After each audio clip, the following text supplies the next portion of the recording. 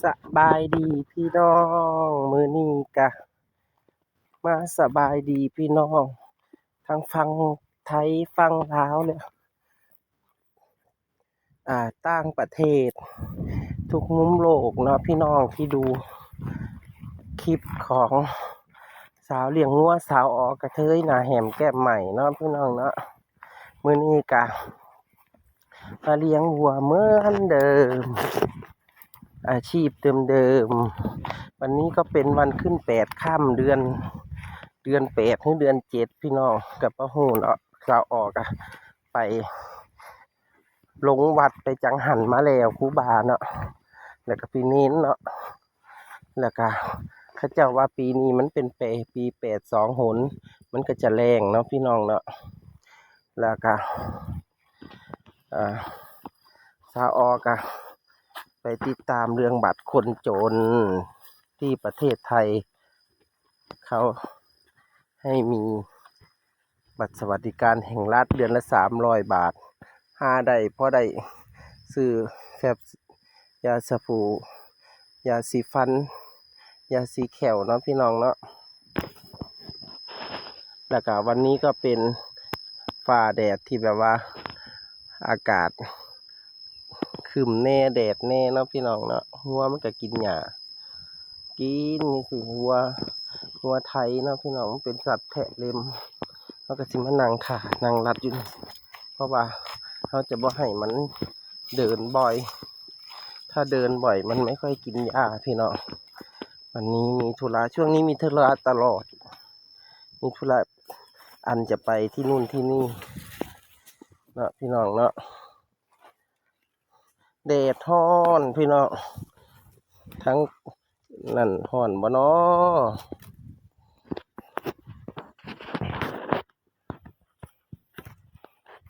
เป็นหยังสาวออกกระเทยคือว่าไปหาเหตุงานอย่างอื่นก็คิดว่าเหตุงานโรงงานมา39 ปีเหตุงานโรงงานมา30 ปีแล้วพี่น้องข้านเป็นลูกจ้างเขาเฮ็ดบ่ทันเขาก็ว่าเฮาซ่า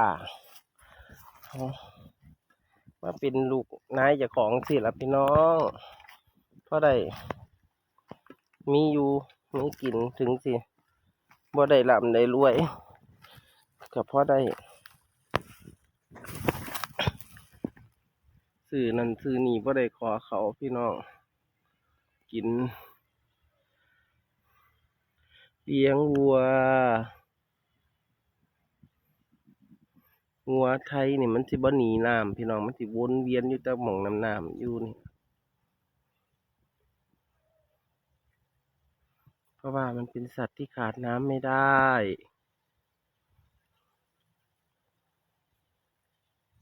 ถ้าฝนตกมาก็สิโหงได้โหงอยู่นี่มันบ่ตกพี่น้องมีแต่มืดมาฝนตกมาก็สิได้โหงเพราะได้ให้งัวได้กินบ่ต้องไปย่างหายากอันนี้มันไปไกลบ่ได้พี่น้องวนเวียนอยู่แต่นี่แทะเล็มอยู่แต่ละมื้อนี่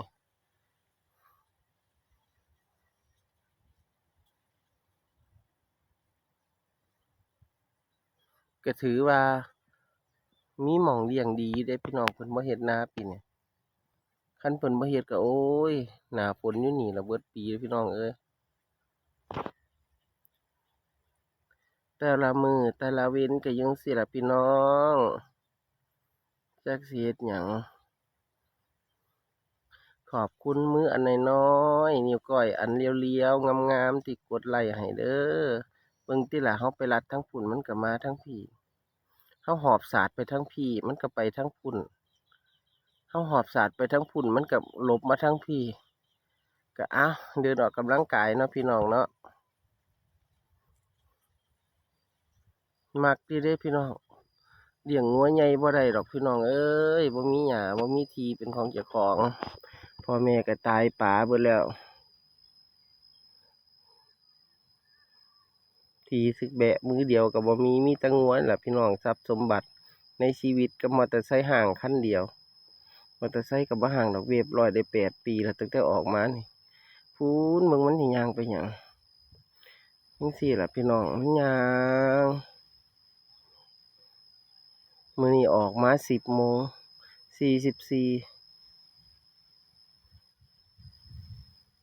วันมื้อนี้สวยแน่ไปวัดมื้ออื่นสิออกแต่เช้าอยู่ดอกมื้ออื่นมันที่9อืม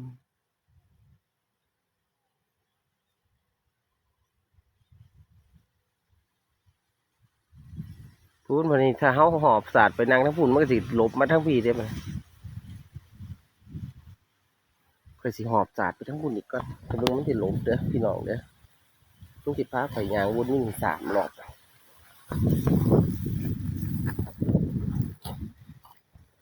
โอ้ยเป็นจังไดเนาะฝนตกบ่เนาะทั้งพูนขอบพระคุณขอบใจหลายๆที่เบิ่งคลิปของสาวเลี้ยงวัวหน้าแหมแก้มใหม่สาวออกระเทยเด้อพี่น้อง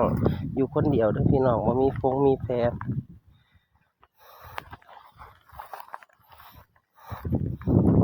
เป็นชีวิตเดินเลี้ยงวัวจังซี่ล่ะพี่น้องเอ้ยบ่มีเงินเดือนนำเขาดอกมื้อละบาทก็บ่ได้ไปใส่ขายงัวก็บ่แม่นว่าสิขายได้ซุมื้อคือไข่เป็ด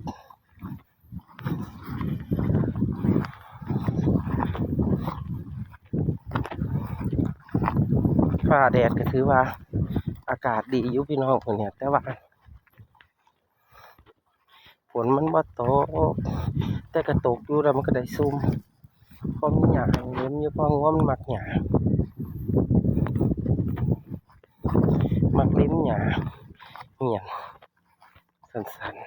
ๆเป็นไข้พี่น้องเอ้ยเป็นไข้ก็ต้องมาเลี้ยงเด้อพี่น้อง1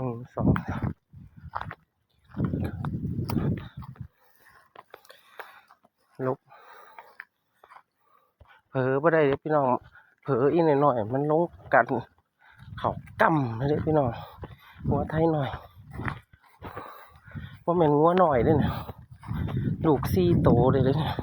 ตัวที่4อยู่ในท้องพี่น้องเนี่ยลูก4 โตเลยเด้อไปลบเห็นเขาเพิ่นน่ะพี่น้องที่บุญมีน้อยลูก4 โตค้าทองเนี่ยพี่น้องกำลังถือพาอยู่ถือพามานทองไปถือพามานทองอ่อนๆได้เดือนเดียวนี่ได้พอเดือนปุ๊บ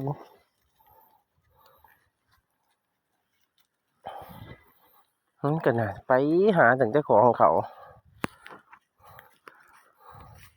เห็นของเขาปลูกอยู่ข้างบ้านมันมากบางพี่น้องมันเป็นจังซี่ให้ ตั้งใจกินเปียงก็ทนเด้อประสูทนยางน้ำเด้อมี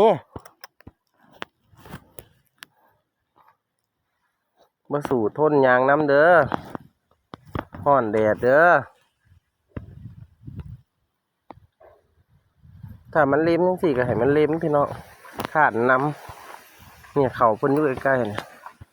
มันมักสิแล่นลงจ้าลากสาบน้ำ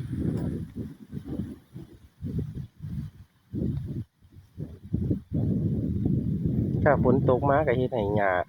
ชุ่มชื้นดีอยู่พี่น้องร้องเลี้ยงได้เด้อพี่น้องวัวไทยหน่อยเลี้ยงง่ายแต่ว่ามันหังสิดื้อแน่เพราะว่ามันหลอยเขาคอกเขาคอกหญ้าหลอยเขาสวนเขาได้ง่าย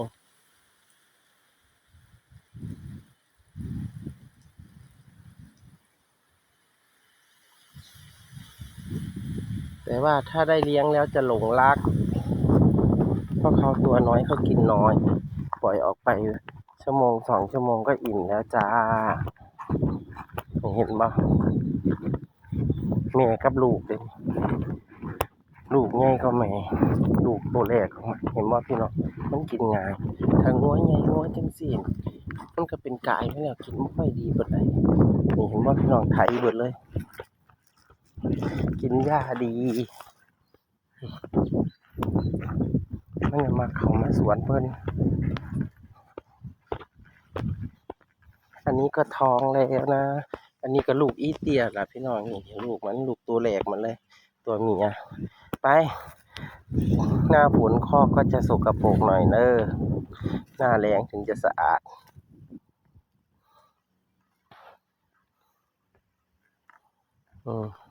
มีลมแน่พี่น้องลมพัดเย็นดีวัวก็ริมหญ้าดีดำเอ้ยเนี่ยวัวหางกระด้าพี่น้องมันกินหญ้ามันอย่างนี้ดีนี่ไปอยู่เห็นว่าวัวไทยมันกระเหล็ดเนี่ยปากคือกระต่ายนี่พี่น้องมันเก็ดสิเล่พี่น้องเลี้ยงงัวกระต่ายเลี้ยงงัวนี่แหละลงมันสิคอยมีคนเบิ่งเองเนาะพี่น้องเนาะสาวเลี้ยงงัวหน้าแหมแก้มสาวออกกระเทยอาศัยอยู่วัดเด้อพี่น้องพ่อแม่ตายเบิดแล้วเอากลับมาอยู่จังสิพี่น้องมื้อนี้เดี๋ยวคู่ละ50 บาทเบาน้ำพี่น้องเดี๋ยวคู่เดียว50 บาทมันมีเงินมีคำ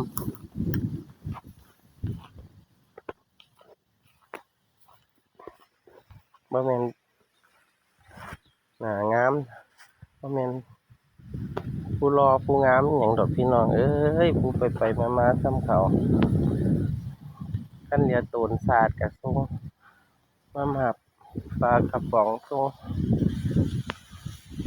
ทานให้กินเด้อปลาหมึกปลาอย่างพี่น้องเห็นจากส่องอื่นเขาได้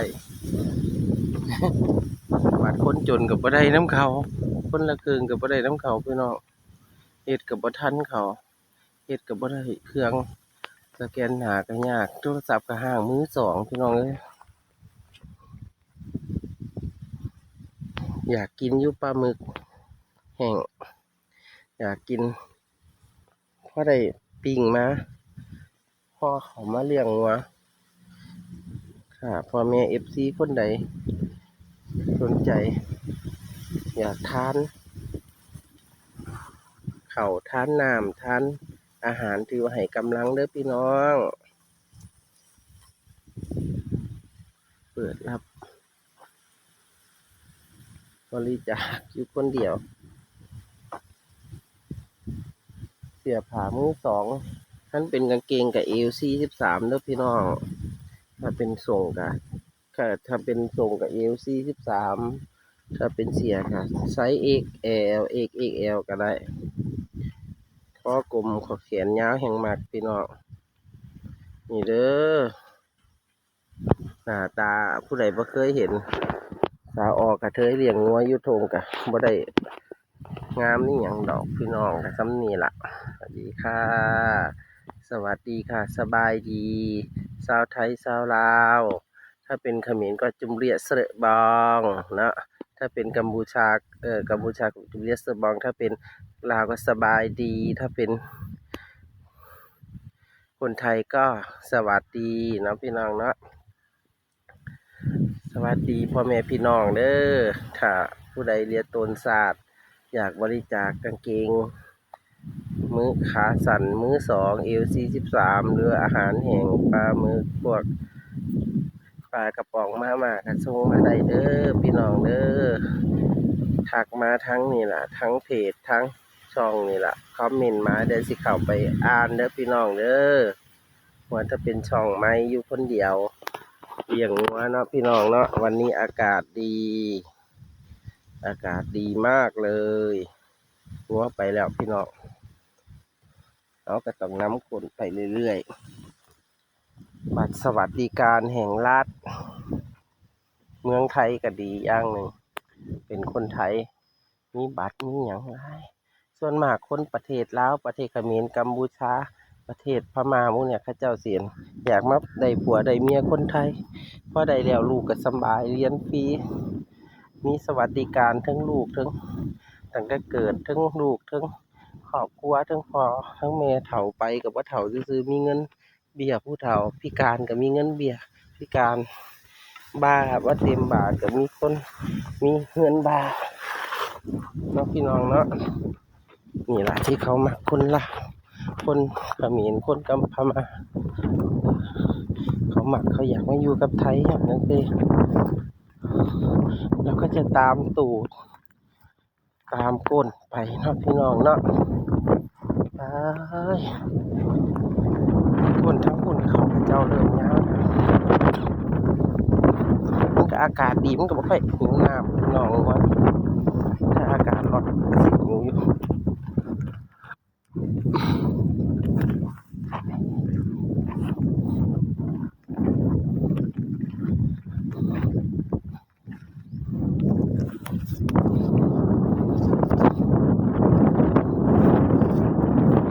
เป็นยังบุญพี่น้องคนให้เลี้ยงว่าได้เศร้าแต่ช่วงนี้ฝนไม่ตกวัวเขาเป็นสัตว์แทะเลมเขาจะกินหญ้าเหี่ยนๆสิเขาชอบมากเห็นไหมวัวสาวเลี้ยงวัวน่ะเห็นกันไหมสาวอ๋อนี่สิมีเสียกของคล้องสีตุกโตได้พี่น้องเพื่อว่าผูกวัวน้อยเวลาเขาติดธุระนี่คือสาวแดงไทยใหญ่โบราณฟาร์มเป็นซื้อของวัวสาวเลี้ยงวัวน่ะเห็นกันไหมนี่ก็ไทยใหญ่เขาจะมักแทะเลี้ยงหญ้าสันๆสิครับพี่น้องข้างๆสิแทะเลี้ยงดีเราก็จะเดินออกหน้าไปก่อนแล้วก็ไปลาดจิตตรงข้าวเขา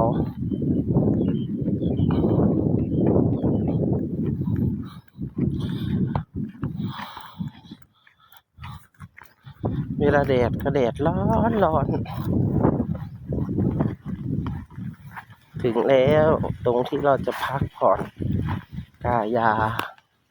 นู่นหัวมันกำลังมาเนี่ยตั้งใจกินเด้อสู้เด้อตั้งใจกินเด้อสู้เด้อรองเท้าคู่ละ100ใส่ดะเบาก็บูดเขาก็จะกินของเขาสิพี่น้องเขาก็เลยมาลงกินน้ำกันเราจะกินวนไปวนมาเขาบ่ไกลน้ำ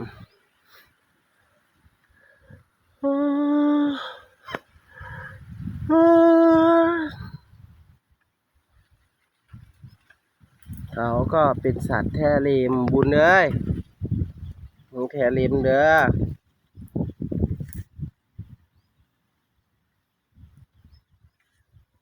นี่สิล่ะพี่น้องแต่ละมือแต่ละเว้นแต่ละวันแปรไปเลยเด้อออกมาตัวนี้น้อยนี่นะพี่น้องตัวนี้น้อยแปรพอหมาหน่อยออกช่วงที่กินฟางกินน้ำเด้อกินน้ำแบ